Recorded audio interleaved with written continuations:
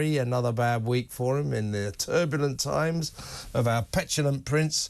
Let's talk to Charlie Rae, former royal editor at The Sun. Hi, Charlie. Hello, matey. I'm quite well. Do you know what? As a veteran TV critic, I'm not all that surprised about what's happened here. I think it's a shame, but it's a fact of life.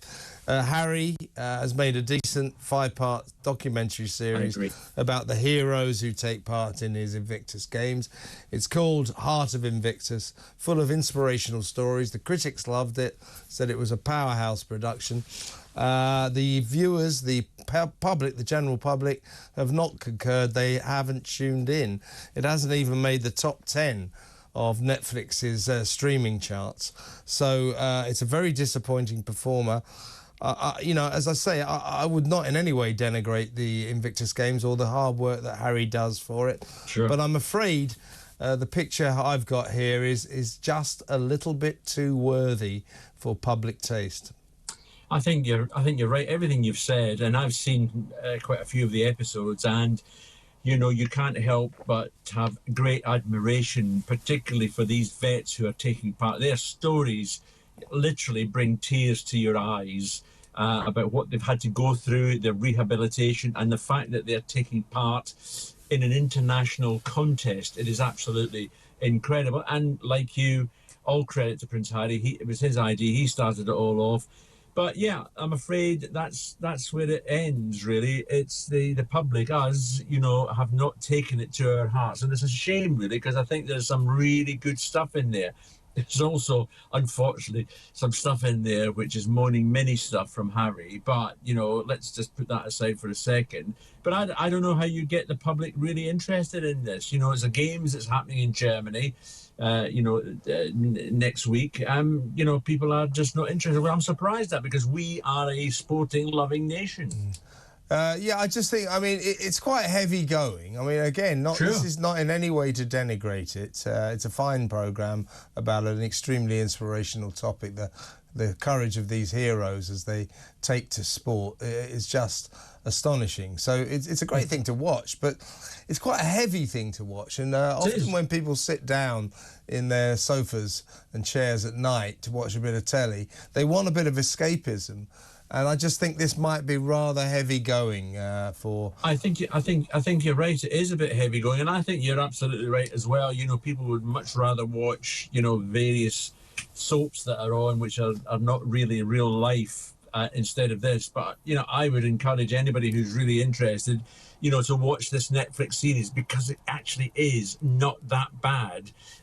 You know, and it's a great trail for the proper games. You know, next week I'm hoping to catch some of it myself and watch it. It's just going to be great. Sure, absolutely. But this is not a great day for Harry and Meghan in terms of their £80 million, $100 million deal with Netflix, because we've heard it's under the microscope that Netflix is thinking about cancelling it because, you know, the returns have not been that fantastic. So this was the big banner new 5-part documentary series. Frankly, it just hasn't hit the spot. That will be a bad day, won't it? No, it hasn't. And, you know, it did not make, as you, I think you said in your intro, it did not make the top 10 of the Netflix programs that are out there, as opposed to their Harry. That's a Freudian slip. This is one of those name things, mashups. Haggy. That's not. It's not quite as good as Brangelina, is it? Haggy. No, it's not. But it's not like the Harry and Meghan monathon. You know, the 5-part where they really tore into the royal family, and lots of people listened and watched that program, and it was watched by something like 4.5 million people within the first week. Yeah. And it was a big success for them. Maybe not personally, but it was a big success for them. Indeed. Let's talk about Meghan now. This week, later in the week, the day before the anniversary of the Queen's death, which is on Friday, Harry flies in to attend a children's charity awards event. So he's going to grace that with his presence. Then he's going to fly on to Germany, where I think the Invictus Games are going to unfold. Yep. And sort of meeting him there will be Meghan. Now, my thought was, where was Meghan at the Queen's funeral? Not there. Where was Meghan during that court ordeal when Harry, her husband, had to stand in the witness box for 7 grueling hours?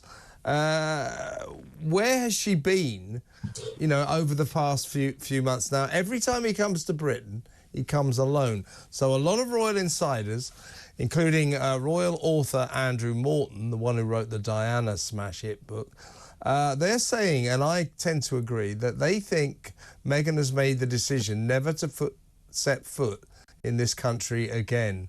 Because if you think Harry's coming here the day before, funnily enough, the royal family meet to celebrate or mark the anniversary of the Queen's death, he's going to be elsewhere in the country doing something completely different, because neither him nor Meghan are invited to the family gathering. Now, then he flies to Germany, 90 minutes away by plane, where he meets Meghan. So Meghan could have come to Britain. I think she's studiously staying away from this country. Well, let me make a minor correction in what you've just said, most of which I agree with entirely, and that was that she was at the Queen's funeral. It was Prince Philip's funeral that she wasn't. Sorry. Yeah. No. It's fine. I, like many others, and I think you and I have discussed this before, I, like many others, do not believe that Meghan will ever set foot in this country ever again. And you're absolutely right. Harry's coming in the day before the 7th of September for the Well Child Awards, which Meghan has been with him, not last year because it was cancelled because of the Queen's death, but the year before. And she's going to meet Harry in Dusseldorf, where the Invictus Games are. You're absolutely right. Harry's not seeing any members of the family. I mean, it is going to be quite incredible that we're going to have, as a so-called royal, i.e. Meghan, not coming back to this country. It is staggering. And let's remember one thing as well: if she does come back to this country and there's ever a chance that they're all in the same room again with any members of the royal family, she's going to have to curtsy, to her nemesis, Princess Catherine. Yeah, and she's obsessed. She's like Harry. Absolutely. Meghan's obsessed with obsessed. status. And as you quite rightly say, in the end, she's just an American married to the 5th in line to the throne. Kate is the Princess of Wales, married to the heir to the throne. She will soon be queen. Well, perhaps not soon, but at some stage she'll be queen.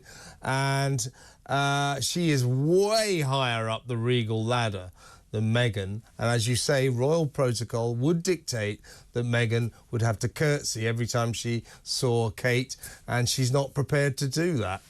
Interestingly, her own 2 children, Archie and Lilibet, are higher up the royal food chain than she is. To be, she's only the mother of 2 children who are actually, on the list of succession. So she's very much downgraded in that way. But I honestly, like every other people, I would be staggered if Meghan came back and set foot in this country ever again. Yeah, I think Harry will continue to, because don't forget, he fought bravely for this country. Sure. It is still in his blood. You can tell that. He will come back, but he will never come back with his wife, and that's an extremely sad state of affairs.